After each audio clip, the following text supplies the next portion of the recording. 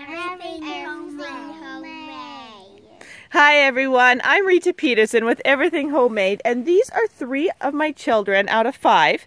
And look what Grace has here. Fresh carrots. So we just pulled these about 2 minutes ago, and she's gonna go and wash them up, and they're gonna have a snack, aren't you guys? So why did you guys go eat those carrots? Look at the size of them. Beautiful looking carrots. Okay, so I am going to do a July 30th update here. So take a look at the garden. I'm just gonna try to slowly get this in. It's a little bit of an overcast day today, which is nice for filming just because I don't have the sun glaring off of things. So take a look at the corn. It has ears forming. Right there, you can see them all the way through. This is just absolutely beautiful corn, and you can see the cucumbers. And today actually we're going to go and pick the cucumbers and do some pickling. Now I'm not going to show much canning this year as I am just experimenting with 5 or 6 recipes. But I'm going to really do a lot of canning with you guys next year. I'm going to show you more how to grow it and get your garden ready, and then more canning will come next year. So red beets here are doing really good. Take a look at them. They're doing awesome. And then the squash. My word, take a look at the squash. There's over 50 huge squash about the size of my head on here. Look at that. They are just growing like absolute crazy. So let's see if I can find a squash in the midst of this jungle. So there's one right on the racks. And then there's some more. Look at that. There's another one.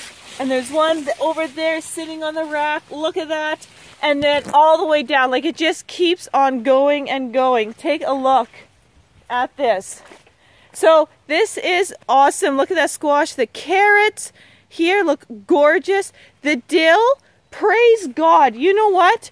There are so many ladybug larvae that has saved my dill. God has sent the ladybugs, and it's just an answer to prayer. It's just absolutely beautiful dill. This is about 4 feet tall. And if you don't know what ladybug larvae look like, I'm going to see if I can get a close-up without it going blurry. Right there. That's a ladybug larva. So all those black dots that you see are ladybug larvae, and there is hundreds of them on here. So that's my dill. Take a look behind me. There's the tomatoes. Absolutely wonderful. Now they were planted late and started late, so I'm actually quite impressed that there is nice sized fruit coming. Give them a month and we'll be harvesting, making tomato sauce. The cherry tomatoes here are coming nicely. Swiss chard we've been eating for salads. I let the radishes go to seed. They're being attacked by slugs, so really they weren't that great eating, so I need seed anyway, so I'm let them go to seed. This is awesome red romaine, and I am out of seed, and I'm actually letting that go now. I'm done harvesting. Certain things I'm letting go to seed just because I'm running out of seed, and this is one way that I can ensure that I keep a good stock of seed. These radishes, you guys, that I'm growing for the livestock as a test, look at the size of them. They are, well, they're supposed to be huge, and yes, they are. Again, the other side of this squash. Unbelievable. And the bees are all over this. And I have actually trimmed it down the walkway already with the carrots, and I'm going to hack it again. It is just unbelievably beautiful. It just makes my heart sing seeing that. So that is an overview of the garden.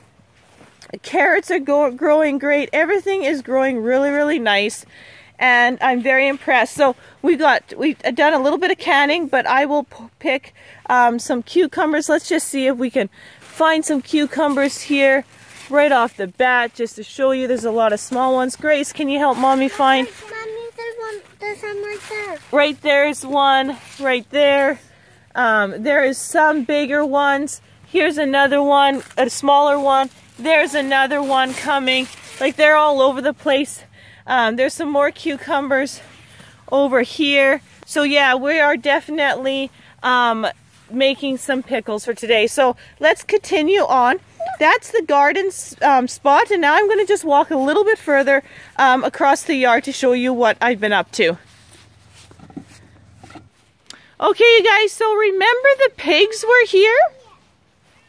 Remember the pigs were here? We took them away because this is now my huge project. Pickaxe, and to get this ready for planting, there's a lot of hard work that needs to get put in here. Now, the other thing I want to show you where we put the pigs. So there's the garden. We're going to come here, and you can kind of see my kids. They're heading with the carrot tops to the pigs. Pigs love carrot tops. And this is where we put the pigs. Now, I remember in past videos, this is the starting of my orchard. And I want the pigs to really rototill this area, because this is where the Sia buckthorn is going to go. And then I'm actually ordering plants for the orchard. And we are working on planting this whole thing. But for right now, my crew my crew here is eating the weeds and enjoying. Those are the weeds from the garden that we pulled, and they're doing an awesome job. Okay, take a look at my ducks while I am right here. I'm going to show you, these are the ducks that we hatched out. Remember the incubating video? These are the ones that we are hatched out and are going to butcher. So take a look. Look at them. Aren't they beautiful? Now I'm going to wake them up from their beauty sleep here. Now we have butchered already 12, and 7 more will be done here soon. Take a look at them. They're absolutely beautiful. So those are the ones that we hatched out. In total, we hatched out about 57 ducks. Okay, let's take a look. So animal update while we're here. Now I'm just going to put you on pause while I walk towards that hen house. Okay, as I'm walking over, look at the raspberries. We have been picking this raspberry patch every 3rd day. We have a total of 15 gallons of raspberries so far. The rest in the freezer. The rest of the raspberries, I'm going to be making jam with it. And like I said, I'm doing a lot of experimenting because I've never had so much fruit to experiment with. And next year, I will be showing you all the good recipes of everything that turned out really, really well. Okay, to the duck and hen house. Remember the first update we did in July 1st. Here they are. Look at them. So July 1st, they were hatching. And now take a look at these guys. Aren't they beautiful? This is guinea fowl. They are 4 weeks old, and they are ready for an outdoor enclosure. And that's what I'm working on right now, is to get these guys out of their run. So let's take a look at what we're going to do. Hey, ducks. So this is actually, they're going to live on top where the ducks are going to be over winter. Because they scratch, and they will keep this loose for the ducks. Same with the silkies, while the Australorps, the black ones, will be on this side. Now, last night, we totally revamped the inside of this, and I'm going to just go to that area. We have totally changed this up. So take a look. So this is ready for the Australorp chickens to come in. And what you want to do when you got new chickens is you need to house them for a week to a month in their permanent home so they get used to where home is, and then we'll let them out. There's some nesting. So these birds here are actually going to move out. I'm going to just walk in here and I'm going to show you the size of my Australorps now. Take a look at them. Look at the size of them. So these guys are about 3 months old, and they are ready for their new home in the one that we redid. So we're going to take these chickens here and and we are going to show them where their permanent home is and have them in there for a month before we let them out like the rest, so they come back at night really easily. Now they're kind of hiding from the sun here because the sun came out, but they're looking good. Take a look at my silkies. They're looking awesome. I love the look at silkies. They're so funny looking. I love them. So that's a little update with our chickens. I'm going to get this door closed here. And then, so this house here that we used temporarily for the ducks, we're actually going to turn it into the Isa Brown run. So my older chickens, so the brown ones that I have, are going to go here at night, and we're going to lock them up for a week, get their brains rehomed over here until October, when we actually will butcher them, and my new stock, the Australorps, will come, because we're actually changing our entire flock to a heritage breed. Now, I got the Isa Browns when I first moved here last winter, because they were selling, a farmer was selling them, they were moving, and I needed eggs. So, but you can't actually breed back to Isa Brown, so I don't want that. I want chickens that I can raise on my own. So that's a little update with the birds. So every night, my husband and I are doing one more thing to get this ready, because he's working between 12 and 17 hours a day. So we come home, we do one thing, and hopefully over the next couple of days, we'll have all the birds moved and shuffled. So that's a little animal update on the bird side of things. My goats are doing fantastic. And I guess the next thing is to show you a flower bed in the making. Up over here.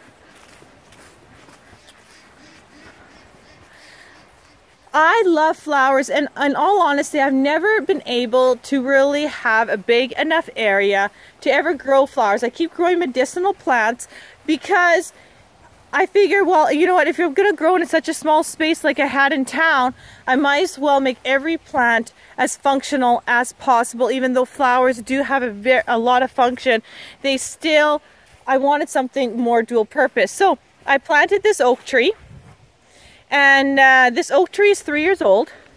I got it from seed, and it's called my faith oak because when I was in town, I prayed and prayed and prayed every night that we would be able to move from our 750 square foot home in town that with 5 kids is just getting so tight, and I just couldn't handle being in town, and I basically prayed and prayed, and I got this oak, and I called my faith oak, and basically it was a symbol that yes, when the time comes, this will be the tree that I plant on our new acreage. And over the weekend here, that's exactly what I did, was I planted this oak in, and it's real special for me. It's a symbol of God's blessing, of his commitment to us always. So this is a real special oak. So here there's lilacs, and I'm going to dome these lilacs, trim them up nice. I planted peppermint. I also have 3 other oaks that I had started in town that finally got transplanted in. I got peppermint from my mom, who split hers up. I got spearmint in here. So what's going to happen is things are going to grow up, and this is just the beginning, you guys. What I want to do, I'm going to back up here. You see the size of this? This is huge. So from that lilac to those stumps, this whole thing, I want to eventually have no sod. So it's going to be one huge bulb flower bed is what I want to do, mixed with a couple other things.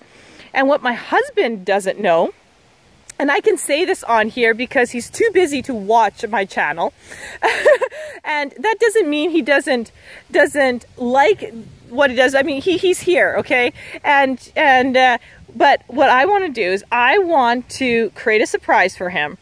And he loves flowers too. He loves them. And I ordered bulbs coming in the fall. And this whole thing, imagine winter, everything's thawing, spring comes in, you drive down the driveway and this whole thing is flowering with spring bulbs. Before the peppermint, the spearmint, and even the lilacs green up, the bulbs are flowering. They'll die down, then the peppermint will take over, and hopefully I will be able to expand. So one section at a time, I'm going to remove the sod, and I'm going to surprise my husband by having everything flower. Now, I kind of snuck this order in. Once in a while, you just got to have some surprises in life. And I'm going to plant these in without him knowing or the kids knowing, because my kids might just accidentally say something, but I want it to be a shocking surprise for him. So that's something really cool that I'm looking forward to. And looking forward to playing with this. So imagine the oaks getting big here, you guys, coming in. A bench, I don't know, you know, bulbs planted. I don't know exactly what I'm going to do, but it's going to basically evolve as I go. So that's really exciting for me. Now, a cow, now Cinnamon, the cow, she is doing awesome. And I've been making a lot of cheese. Now after this, I will take you inside and I'll show you the cheese that I've been working on. I'm working with I've been making homemade cultures. I've been really working with that. And with very good success. So I'm really excited to show you how to cheese make. Very easy. I didn't want to have it complicated. My life is very busy. And I got one thing. I have 16 cats in the house because we board cats. That's a business of mine, is we do board cats all year round. And how do you make cheese with cats in the house? Okay.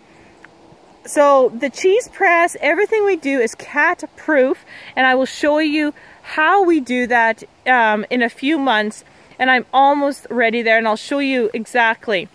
I've never seen a cheese press like it, so let me see. I'm very interested to take a look to show you, for you to take a look at it. So there's Cinnamon, and here's Stella. Hey Stella, she's doing really good on her halter training. She's a really, really nice looking cow. Are you gonna sniff it? Yeah, you are, aren't you? She's a really nice looking calf, beautiful, and doing really, really good. That's our future cow. She also got horns coming. And this is Mama Cinnamon here. And just to let you know that, you know, working with animals can be actually unpredictable. And I know this firsthand. I work with a lot of animals. And she was in heat and I was milking her and she kicked me. Well, let me tell you, she's about 800-900 pounds and she kicked me in the chest and threw me over and fractured a rib. Now, it could have been a lot worse. The doctor was actually absolutely shocked she didn't break my rib and punctured my lung. So I'm very thankful to God that that didn't happen. And I forgive you, Cinnamon. Apparently, cows go in heat and get really, really moody. And not really knowing this, I learned the hard way, let me tell you. So now we take some precautions when we're milking. It's called a hobble. A hobble, basically, you just put it on their back legs and it just prevents them from lifting to kick. Doesn't hurt them at all, and it's a precautionary. Now that when I do milk, I put that on so she doesn't end up doing that again. But doctor says it'll take 2 months to heal. No problem. I've been using lots of frankincense oil to work with the muscle that she damaged, to work with the bone, some peppermint oil, some wintergreen oil, and some other mixtures, just putting on my chest, and it's actually healing up faster than the doctor would have ever imagined. And so it's, I mean, it hasn't slowed me down. I'm a pretty hard woman. It takes a lot to slow me down. And even with that, I've dug in plants, I've been picking, making cheese, and nothing has slowed down here. Besides that, there's some days I'm pretty sore in the evening. But all in all, with my kids helping out, my husband has helped me out a little bit more with some of the heavier stuff. I'm doing quite well. So Stella, you're looking good. You got some flies on your face, but you're looking really awesome. And I'm really, really happy with these gals here. So, and I don't want you guys to be too worried at all either. I'm healing up very, very well. So that's a little update about what's happening here.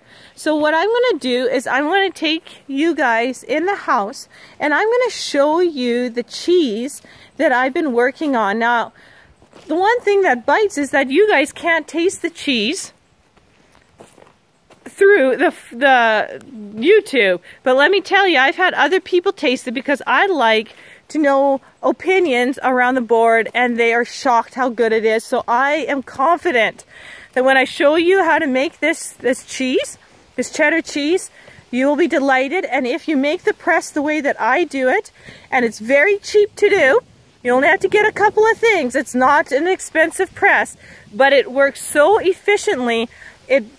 I've worked with other presses and seen others, store-bought presses, and my word, this here, I can't tell you how well it works. So I'm really excited to start launching cheese making, a practical way of making cheese in a few months.